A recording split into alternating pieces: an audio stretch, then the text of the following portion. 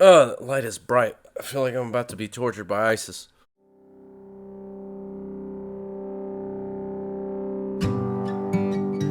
Welcome to Rumble Book Club. I'm your host, Mike Ornez, and this is the show where a normal guy like me can talk about interesting books he's read, old and new, good and bad. So if you like the content, you like the books that I talk about, then subscribe right down below. Follow us on social media. We're trying to share these cool books. And by the way, if this video happens to make it to 200 views within the first week, then one lucky viewer will actually get a copy of the book that we're talking about today.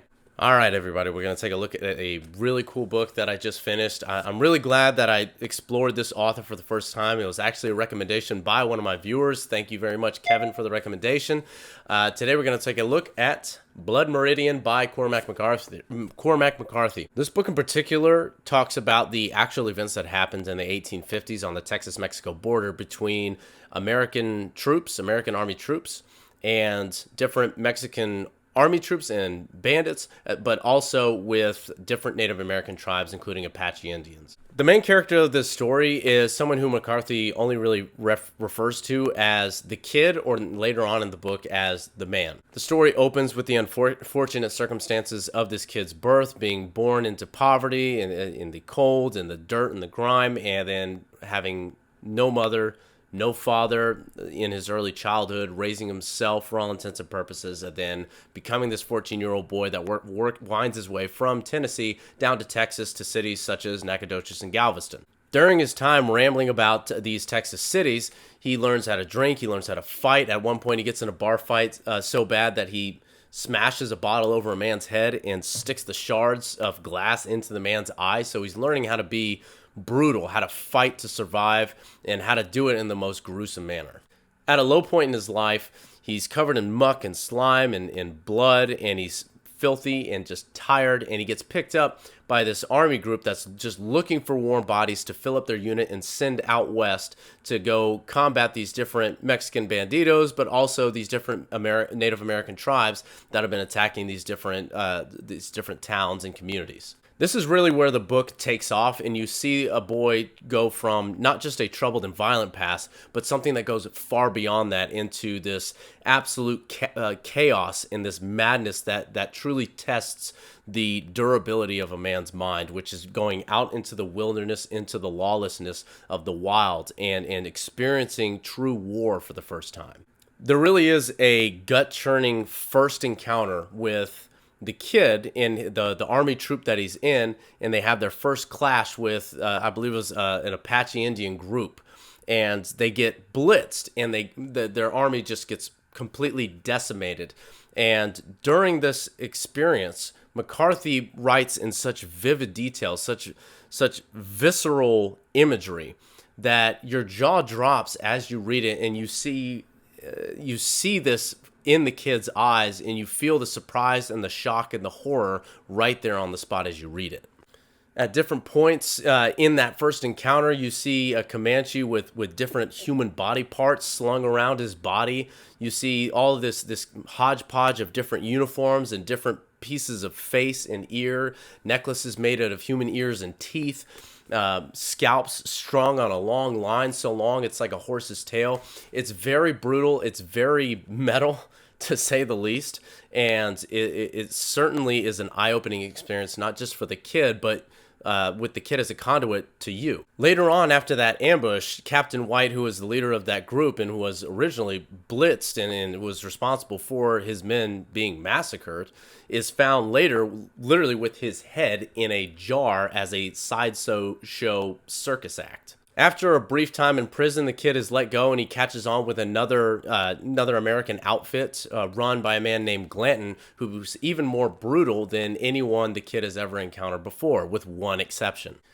Another somewhat anti-hero of the story is someone that's known as Judge Holden, or the Judge as he's most commonly referred to throughout the novel. The Judge seems to be this person that's constantly whispering in the ear of Glanton, and seems to be always egging on or justifying the most horrid acts.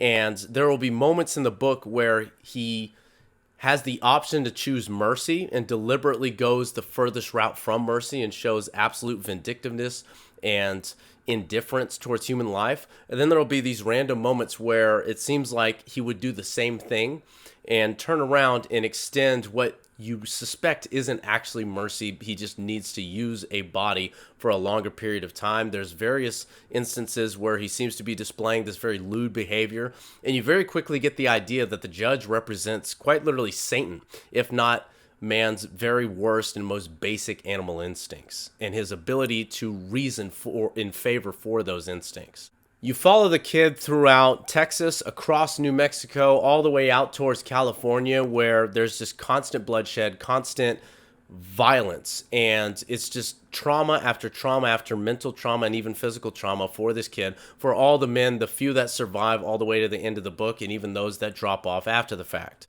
This really is not a book for people that are squeamish or for sensitive readers. At one point in the book, McCarthy even is making a point at just how violent both the Native Americans are in their warring tribes, but also the American soldiers are. And at one point, as they're raiding this village, killing men, women, and children indiscriminately, McCarthy writes how one of the American soldiers runs out of a Native American hut holding 2 infants and slaughters them on the spot. And it's the kind of thing that is very, very hard to read. It becomes clear throughout the writing of this that McCarthy is writing about how, regardless of your nation, regardless of your religious affinity or whatever your belief is, there is a very dark part in every human heart. Every man has the capability of pure evil if he allows himself to do it.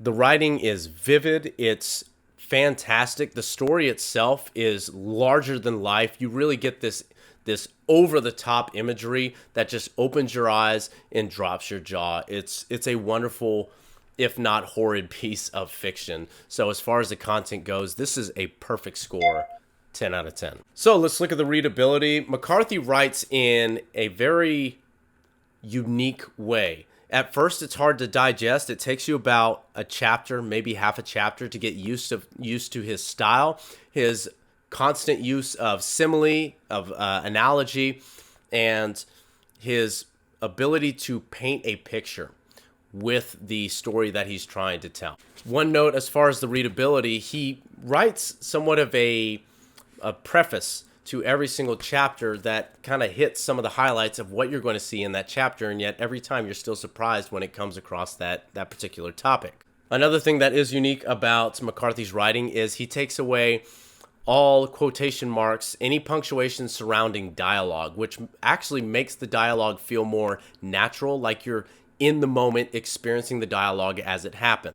That style is actually pretty genius. As it turns out, you don't realize that when you see quotation marks actually written out into a book, you kind of put that in your minds that there is a dialogue that you're reading, not a dialogue that you're hearing. But when the quotation marks are removed, it gives you more a sense that that is a conversation you're listening to. You're concentrating on the words, not so much each individual person who said them in those quotations. It's nowhere near as hard as books like Dante's Inferno to read, not like advanced or very complicated epic poetry, for instance.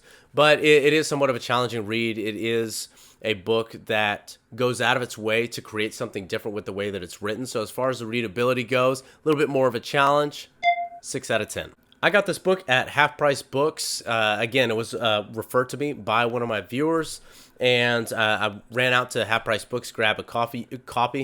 I could use some coffee right now. You can find it at your local bookstore, just about any bookstore too. You can find it at Barnes & Noble as well as on Amazon. The book is Blood Meridian by Cormac McCarthy. Thanks for watching, everybody. Go read some. Sometimes I feel close to the edge again.